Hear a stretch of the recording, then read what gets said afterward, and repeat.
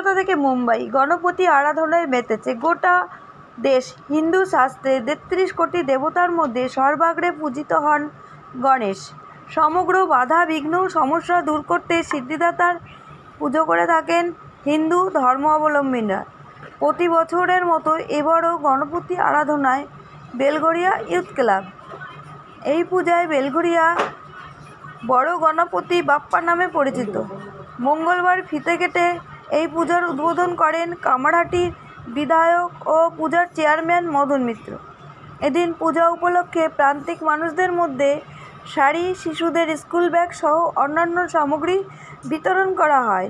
মঙ্গল মূর্তির শুভ উদ্বোধন উপলক্ষে উপস্থিত ছিলেন অভিনেতা সুমিত গাঙ্গুলি, ছিলেন ডিজে কমিটির সভাপতি শুভরূপ মিত্র, পৌরপিতা বিমল সাহা, পৌরপিতা সোমনাথ রায় চৌধুরী সহ অন্যান্যরা। এই পূজার প্রধান আবাহক ও উদ্যোক্তা সাধারণ সম্পাদক রোহিত সিং। এবছর এই পূজা ৪র্থতম বর্ষে পদার্পণ করল। আসুন তার কিছু বিশেষ অংশের ছবি দেখে নিই আমাদের নিউজের মাধ্যমে। মদনদা এসে আপনাদের পুজোটা উদ্বোধন করে গেল, সঙ্গে সুমিতদাও এসেছিল। কত বছরে পুজোটা পড়লো, এবং আপনাদের সদস্য সংখ্যা কী এবং কী কী আপনাদের আছে অনুষ্ঠান আছে?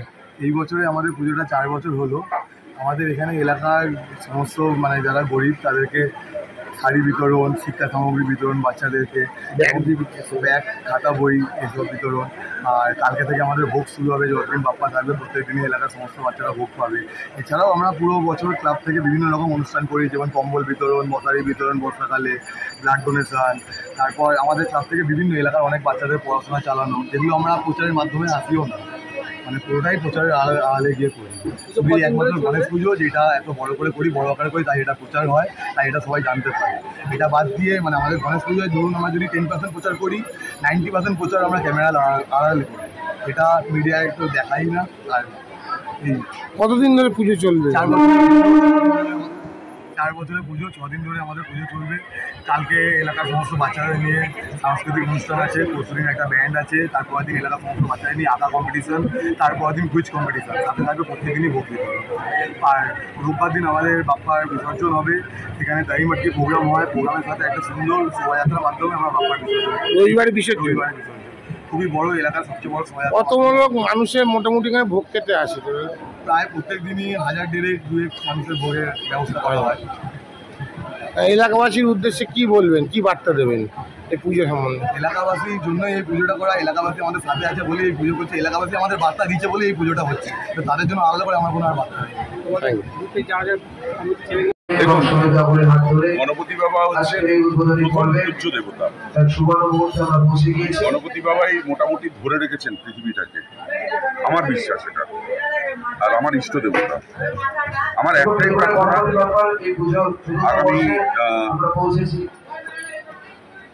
আগামী দিনগুলোয় ভারতবর্ষ সুন্দর হোক, মানুষের মনে যেটা বললাম ভালোবাসা আসুক, মানুষ মানুষকে ভালোবাসে। শুধু হিংসা, শুধু কি বলবো উশৃঙ্খলতা, বড্ড স্বার্থপর হয়ে গেছে মানুষ। তো ঈশ্বর চেষ্টা করলে তো সবই পারে। সেই জন্য গণপতি বাবা যেন সব মানুষের মধ্যে একটু ভালোবাসা দেয়, মানুষ মানুষকে ভালোবাসুক, এইটুকুই চাওয়ার। সামনে পুজো আসছে, আপনার কোনো নতুন বই কি রিলিজ হচ্ছে দাদা? না, আমার কোনো সিনেমা পুজোতে আসছে না। 4টে বড় ছবি আসছে, আমার ছবি আসছে তারপরে। ঠিক আছে, ধন্যবাদ।